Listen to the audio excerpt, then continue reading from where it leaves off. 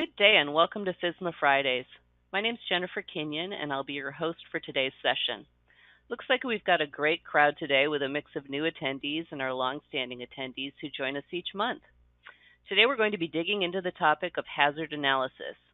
But first I'd like to welcome our regular attendees back and say for those of you who might be joining us for the first time, we're excited to have you here. To get started, I'll provide you with a little background on how we run these sessions. If you're new to this webcast, our focus is to touch on recent changes, activities, updates, and related news about the FDA and FSMA, and to discuss industry trends that we've seen as FSMA has taken shape and has rolled out over the years. It's also an opportunity to hear, learn from, and ask questions of the leaders in this industry with global food and beverage consulting company, the Acheson Group. The folks from TAG co-sponsor these sessions, and they're great partners to work with, not just with our clients, but in co-contributing to this webcast as a service to the food industry community. And on the software side is where we do our part. At Safety Chain, we have a food quality management system for food safety, quality assurance, and supplier compliance. Before we get into what's new with FSMA and dig into this month's topic, we have just a few housekeeping tips regarding today's webcast. Our format is pretty informal. These are part training, part conversation. We know that these are important and serious topics, and they tend to generate lots of audience questions. Feel free to ask them anytime during the session by submitting your question using the question and answer panel in GoToWebinar. We'll monitor those behind the scenes and save them for the end. If you have a question that's maybe a little too specific or we come up against time constraints, we might choose to take that offline after the event, but we do try to get to every question and answer as many as we can. You'll notice that in the interest of everyone's privacy, the panelists are the only ones displayed during this webcast. The number one question we always get is, will this be recorded? And the answer is yes. We'll share a copy of the recording along with a slide deck afterwards. So if you prefer to sit back and just enjoy the presentation, rest assured you can do that and then watch the replay at your leisure. The last detail before we get started is that we're on a webinar tool and sometimes technology doesn't cooperate as we hope it will. So if you do have any audio issues, we'll do our best to help you behind the scenes. But usually the best way to solve any audio or connection problem is either changing your audio source, so you can either use your computer or you can use the phone, or just log out and log back in, and that usually solves the problem. So as I mentioned, we'll touch on a few FSMA updates, but the real focus here is digging into the details of hazard analysis, followed up with a little bit of Q&A at the end. Today, we're joined by Christopher Snabes, Senior Manager of Food Safety at the Acheson Group. Mr. Snabes has joined us for FSMA Fridays many times in the past, and we're happy to have him back with us today. He's a PCQI Lead Instructor for Human Food, Animal Food, and Foreign Supplier Verification Program. Welcome back, Christopher. It's good to have you back on FSMA Fridays. Thank you, Jennifer. It's great to be here, and hello to everybody. Great. So to kick things off, let's talk about the latest FSMA news. I understand that you have some FSMA updates to share. Hi. Yes, there's been quite a lot of movement on the FDA front this past month since our last FSMA Fridays. I'll start off with an announcement from the FDA that the Food Safety Modernization Act third-party certification program user fee rates for fiscal year 2019 have been released. And what that is a voluntary program that creates a framework for the accreditation of certification bodies that conduct food safety audits and issue certifications for foreign facilities and the foods they produce. It's not a cheap price. As a matter of fact, it costs roughly $40,000 to apply, with annual renewal rate of roughly $21,000 to $29,000 a year. So it's a pretty penny. The next item is guidance was released, and this is the determination of status of a qualified facility under Part 117, Human Food, and Part 507, Animal Food. This is to determine for very small facilities that only have to meet modified requirements under FSMA. And so, for example, to be a very small facility, you must produce human food of less than $1 million in total, averaged out over the past 3 years of production, and it must include any unsold inventory. For a very small facility for animal food, that number is $2.5 million. There was an announcement regarding VQIP this month. That's the Voluntary Qualified Import Program. Unexpectedly, the FDA opened up the portal to apply for VQIP. Wasn't going to open until January of 2019. It was announced that it will now be open October 1st of this year. And what that does is it allows for expedited review of importation of human and animal food if you become approved. There was a solicitation notice that was issued earlier this month.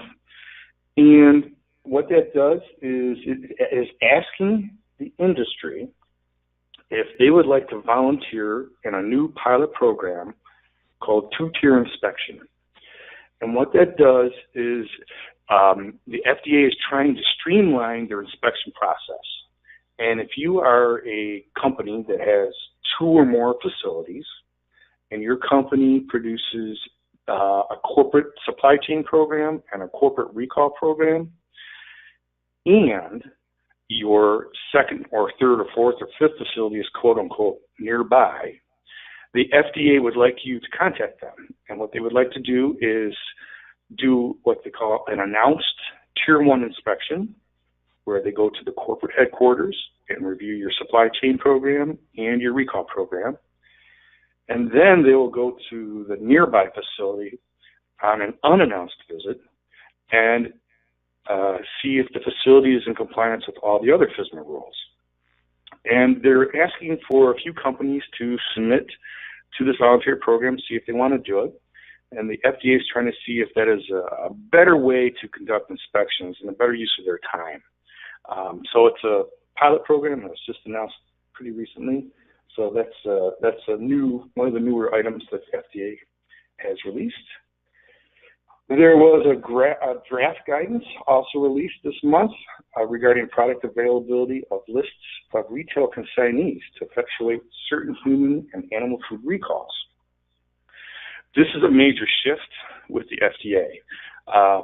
Prior to this guidance, the FDA was reluctant to name a retail facility that received a recalled product. With this guidance document, they are now considering to listing any Class 1 recalls where they will tell the public what retail facility received the recall food. The USDA has done this in the past for quite a few years, but for the FDA, this is a whole new way to look at protecting the public by actually listing what retail facility may have received the recall food. There's another announcement regarding the pasteurized milk ordinance rule. That went into effect with compliance with FSMA roughly a week ago. And the PMO will now, when you have the state come to do your check ratings, they're going to see if your dairy facility meets the FSMA requirements first. So they'll check to make sure you're meeting all FSMA requirements before they do your check ratings of the rest of your PMO systems. So that's something new. And finally, earlier this month, all small animal food facilities had to become compliant with the preventive controls rule, and all very small facilities had to be in compliance with the human food preventive control rules and very small animal food GMPs had to be in place. And that's all the FSMA updates for this month. Wow, that's a lot for the month, isn't it? It certainly is, yes. Thanks very much for that update, Christopher. Let's move on to today's focus, which is hazard analysis. I'm going to go ahead and hand the virtual microphone back to you, and you can tell us more about it, and just let me know when to continue to advance the slides. Great. So this month's topic is hazard analysis, the centerpiece to a sound food safety plan. I'd like to spend some time this month talking about this, as whenever TAG goes into a facility, one of the first things we do is we have a discussion with the food safety plan, and the first thing we want to look at is the hazard analysis. And this is an area of your food safety plan where the most time must be spent, okay? We see a lot of companies who will spend a lot of time just on a single ingredient or a single process just to determine what hazard may or may not be there and what hazard may or may not be controlled. It's important to remember that a PCQI, which is a Preventive Controls Qualified Individual, must either write your food safety plan or oversee the writing of the food safety plan. Whenever you are conducting your hazard analysis, it's very wise to involve multiple team members with varied backgrounds. So, for example, you would probably want a PCQI on your team. You probably want somebody who's familiar with production, such as an operations manager or productions manager, somebody who would be the head of maintenance, the head of sanitation, perhaps somebody from procurement, somebody from the supply chain side, and all get together to determine just exactly what hazard may or may not be present in either the ingredient or the process. When you're doing your hazard analysis, it's important to remember that you're going to be revising it several times. It's always great to do your first draft, to go through to see what hazards you may or may not have identified, and then go over it again, speak with your team members to see if anything was overlooked, forgotten, unknown. And that's another reason to always involve additional team members who have varied aspects or a different set of eyes, so to speak, to help you realize, you know what, this is also a hazard. It's important to remember that each facility within a company will need to have its own hazard analysis specific to that facility as part of the facility's food safety plan. And this is important to point out because a lot of companies that have a quote-unquote corporate food safety plan will try to perform a generic hazard analysis for all the facilities. And it's important to note that that is not fulfilling FSMA's requirements where a facility has to have its own hazard analysis. So if you have a corporate plan and you want to have all your individual facilities follow their hazard analysis appropriately, it has to be trimmed down to fit that facility specifically. So no two facilities will have an identical hazard analysis. It just doesn't happen that way. Not to say that it couldn't if there was identical twin facility, but usually every facility has its own unique quirks, and all those quirks have to be addressed in the food safety plan.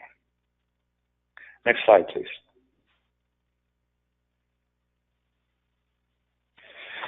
So what does hazard analysis consist of? Well, I'm sure as everybody in the audience is well aware, prior to FSMA, we followed the HACCP plans. And FSMA is beyond HACCP. You have to take into consideration your typical biological, chemical, and physical hazards as we did prior. But now there are some additional categories with those. For example, allergens. Allergens must be considered as a chemical hazard when you are doing human food analysis. Animal food, on the other hand, is exempt from allergen hazards, so you don't even have to consider allergens when you're writing your animal food safety plan. However, animal food must consider specific hazards. So, for example, nutrient imbalances.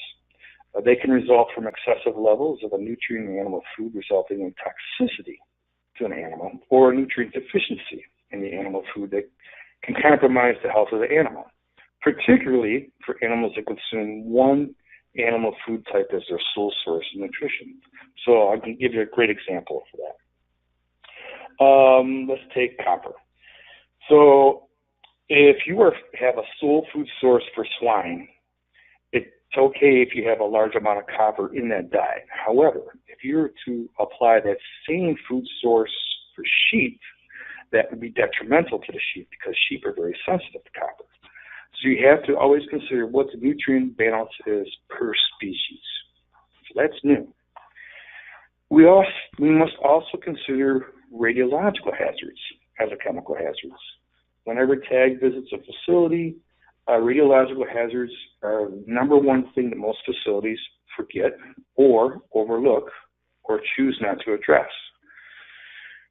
It's not as hard or as complicated as people may think. You have to consider where your food is coming from, first of all. And so if you're importing food from areas that are known to be of radiological concern, such as Chernobyl or Fukushima, that would be something you would have to identify. Most facilities, their main concern is going to be their ice and their water supply. And how do you determine what the radiological hazards are of your ice or water? And why is that important? Well, water is used in almost every facility I've ever been to. And water must not only be potable, but it also must be free of radiological concerns. So if I'm operating a facility and I have water coming in, I have to consider one of two things. Is it from a municipality or is it from a water well on site? If it's from a municipality, your job is almost done. You simply just have to get a copy of the latest radiological record from that municipality and make it an attachment to your food safety plan.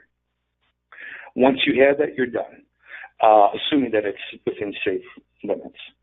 The only time you would have to look at that again is if there is a release sometime in the future, and then you have to reassess the water supply.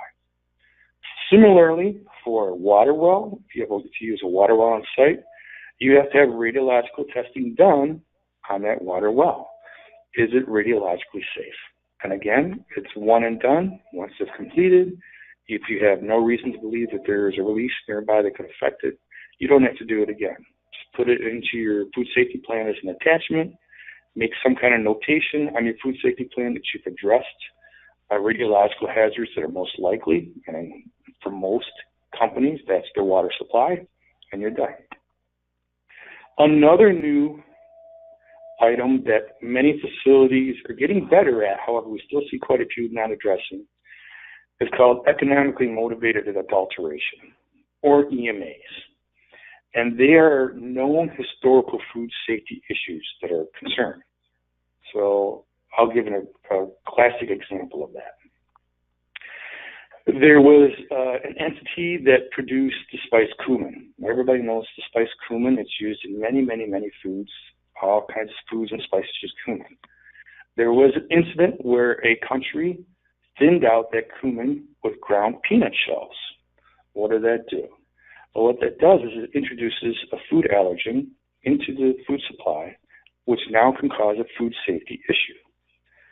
So if I am a company or a facility that has cumin as part of my supply chain, I now have to have in my hazard analysis, how do I address this EMA for cumin? And typically you can do it one of two ways. You can use approved supplier verifying through their C of A's, and or you could do random testing of the cumin as it comes in for peanut allergens. If you have an EMA item, you have to document how you're going to address it. For a lot of companies, they have no known EMAs for any of their ingredients.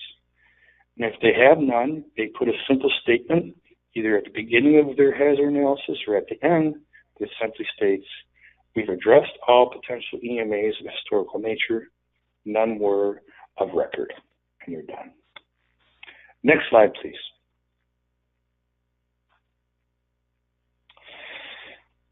One thing that I'm sure everybody is aware of, the hazard analysis covers two parts. It covers not only your ingredients, but it also covers your processes. And it's the processes that we see a lot of companies struggling. They have to step back and think every single step as the product is being manufactured along the facility process.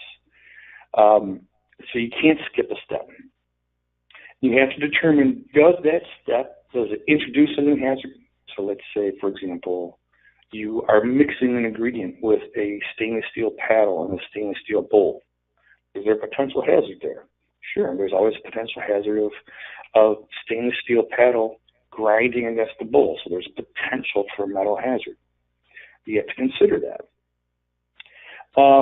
As you go through every single step, you can then determine, okay, does that hazard require a preventive control, or can it be addressed through a prerequisite program such as GMPs, preventative maintenance, sanitation, so on and so forth.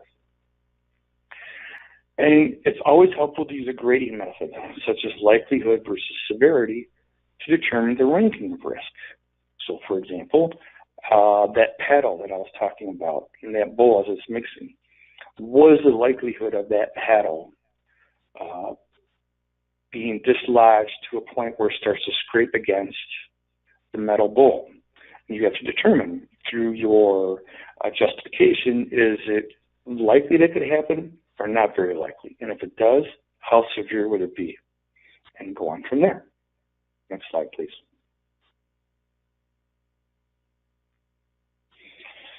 So here are some tips that we've found that has helped quite a few facilities when we are working with them, and as I'm instructing various students on the PCQI rules. Consider the inherently intrinsic hazards of an ingredient. So, for example, if I am dealing with a raw ingredient that has not been processed, what are the known biological, chemical, and physical hazards of that ingredient? So just as an example, I'll take raw milk. So when we think of raw milk, naturally we think of quite a few different types of microorganisms. A facility should list quite a few of those microorganisms that are typically found there, as in the appendix, the PMOs, that talk about what those raw milk organisms are, versus just saying one or two species. Sometimes, if your hazard analysis determines that you could say, quote unquote, vegetative pathogens, that's okay. It'd be great to give a few examples, such as E. coli, Salmonella, Listeria, so on and so forth. You should always physically walk the production line with your flow chart so each process step is assessed for a hazard being controlled or introduced. Earlier in this presentation, I mentioned that there will be many edits with your hazard analysis. This is where the edits start happening. Let's say you do your initial hazard analysis on all your processes, you got a flow chart, you go on to the floor and you start from ingredients being received and you walk all the way through to when the packaging goes on to a transportation vessel. This is where different points in the line people realize, oh my gosh, maintenance came in and they installed a new piece of equipment and I didn't know it. You now have to address it. So it's really, really important to make sure that your hazard analysis processes are analyzed very, very specifically and accurately. Another tip that we've seen that a lot of companies have struggled with is when they do rework. So if you're using rework in your facility, and let's say the rework went through a preventive control and went back into your flow, and it bypasses that preventive control, that can be an issue. It went through the preventive control for a reason, so you have to make sure that rework continues to go through preventive control if it gets reworked into your system. So always make sure that anything that's reworked is addressed appropriately. Another item that we have seen that a lot of facilities should remember is if you produce human food and you have an animal food byproduct or a component that comes off the human food line, you have to address that hazard analysis before it's sent to whoever your receiver is. And you have to consider what species is going to be involved with that product. And is that a hazard? If so, do you have to disclose it or do you have to control it? Most facilities at this point do not control it. They will just simply disclose it through a letter of assurance. And we could talk about that another time. You need to document your sources for the hazards identified and your justifications as why a hazard does or does not need a preventive control. Again, you could fall back onto your risk ranking system as one way. You could say based on known publications and list what those publications are. You could base your justification on trade organizations who come out with white papers. So there's quite a few things you can use to justify why you do or do not need a preventive control. It could also be simply because you're going to be using a prerequisite program and you identify what that prerequisite program is. There's a reference guide that the FDA has as a starting point if you want to determine what hazards may or may not exist. It's really good. It's pretty robust. It covers many, many categories of food, I have the link there on the webpage. It's very helpful for companies that are trying to figure out, where do I start? What is my step one? What hazards do I even need to consider? You can go to that guide, and it's going to list quite a few of the typical hazards for that food product. Next slide, please. Some of the challenges is, don't rush your hazard analysis. We have been to some companies who will spend a single day on a single ingredient to make sure any and all known potential hazards are addressed. Always have an engaged team from various departments, including PCQI. I mentioned earlier, think about somebody from maintenance, from production, from sanitation, the PCQI, quality assurance, supply chain. Don't forget to consider your packaging hazards and or any transportation hazards that may be introduced or controlled at any point. Next slide, please. So what are the benefits of a sound hazard analysis? Well, we always tell our clients the more robust and thorough it is, the easier the remaining parts of your food safety plan will come together. So let's say you do your hazard analysis and you've identified only 2 preventive controls are needed. You can now start to work on your preventive control validations for those 2 controls if they're a process control. A robust hazard analysis will be easy to update when any changes occur to a process and or the facility involved. So for example, you have your hazard analysis completed. 6 months from now, you decide to insert a new device, say a metal detector or a screen. You can now say, okay, at this point, we have a new process, and this is where it goes into the process hazard analysis, and you can address that specifically, and it's real simple. Next slide, please. And I believe we're ready for questions. Thank you, Christopher. We do have some questions from the audience, and I'd like to start with this one.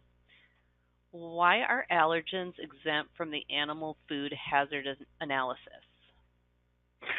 So that's a great question. And if you're an animal lover, a lot of people will say, I know quite a few people who animals have allergens.